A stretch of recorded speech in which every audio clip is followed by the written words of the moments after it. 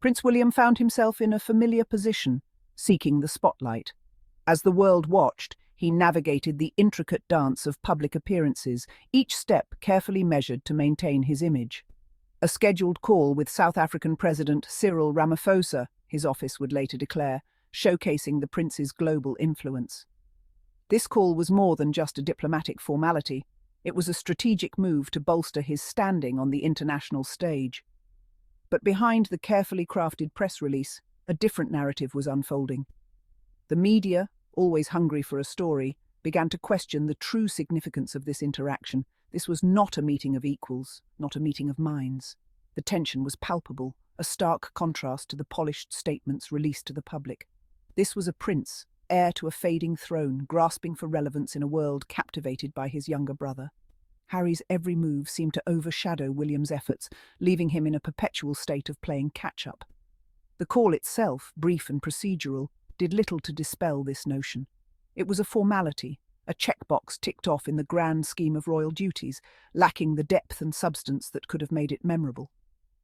Ramaphosa, a seasoned statesman with a long history of activism and leadership, offered pleasantries, but little else. His focus was on more pressing matters, leaving William's attempts at diplomacy feeling somewhat hollow. For William, it was a chance to be seen, to project an image of statesmanship that has so far eluded him. He hoped that this call would be a stepping stone, a way to carve out his own legacy, separate from the shadows of his family. But the cameras, so crucial to William's brand of royal diplomacy, were absent. Without the media's lens to capture and broadcast his efforts, the impact of his actions was significantly diminished, and in their absence, the hollowness of the gesture was laid bare. The grandeur of the royal title seemed to fade, leaving behind a stark reality, a prince striving to find his place in a rapidly changing world. William's team has worked tirelessly to cultivate an image of the prince as a modern statesman. They have meticulously planned every public appearance, ensuring that he is seen as approachable, yet authoritative. Gone are the days of stuffy palace pronouncements and aloof royal tours. The royal family has evolved, and William is at the forefront of this transformation. William, they would have us believe, is different. He is not just a figurehead, but an active participant in the issues of our time. He is engaged, he is informed, he is a leader for the 21st century. His speeches are filled with substance, addressing the pressing concerns of today's world. His social media presence is carefully curated, a mix of official engagements and glimpses into his personal life. This strategy aims to humanize him, making him relatable to the public. He speaks out on issues close to his heart, from mental health to climate change. His advocacy work has garnered praise and positioned him as a forward-thinking royal. But beneath the veneer of modernity, a fundamental question remains.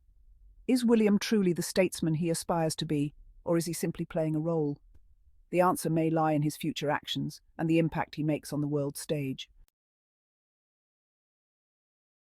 The call with Ramaphosa, brief and lacking in substance, did little to answer that question.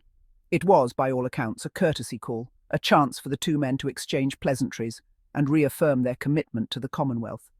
But it was hardly the kind of high-level diplomatic engagement that William's team would have us believe. There were no major announcements, no breakthroughs on issues of mutual concern. It was, in the end, a missed opportunity, a chance for William to demonstrate his diplomatic skills and engage in a meaningful dialogue with a world leader. Meanwhile, on the other side of the world, Prince Harry was busy making a real difference. No longer bound by the constraints of royal protocol, Harry had embraced his newfound freedom with gusto. He and Meghan had established their own charitable foundation, Archewell, and were actively pursuing projects that aligned with their values. From supporting veterans to advocating for mental health awareness, Harry and Meghan were using their platform to amplify the voices of the marginalised and effect real change. Their approach was a stark contrast to William's more traditional, and some would argue less effective, brand of royal engagement. Section 5. The Allure of Celebrity. William, it seemed, was still clinging to the old ways, relying on his royal status and high-profile connections to make an impact. He moved through the world of high society with ease, his every step followed by the flash of cameras and the murmur of admiration. His presence at these events was not just a matter of duty, but a carefully curated image of modern royalty. He courted celebrities, attended glitzy events, and graced the covers of countless magazines. The allure of celebrity seemed to be a powerful tool in his arsenal, a way to stay relevant in a rapidly changing world.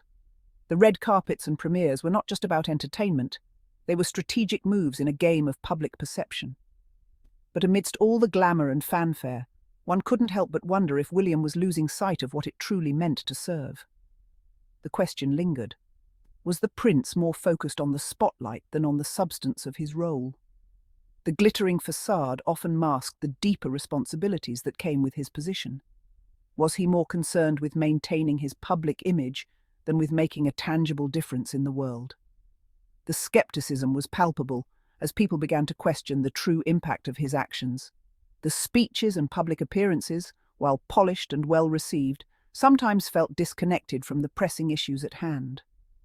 The contrast with Harry, who had eschewed the trappings of celebrity in favor of a more authentic and impactful path, was becoming increasingly difficult to ignore. Harry's approach, grounded in genuine engagement and hands-on involvement, highlighted a stark difference in their methods. While William navigated the world of fame, Harry's focus on grassroots efforts and meaningful change resonated deeply with many. Section 6. Harry's independent path. Harry, freed from the shackles of royal tradition, was charting his own course. He was speaking out on issues that mattered to him, even if it meant ruffling a few feathers within the royal family.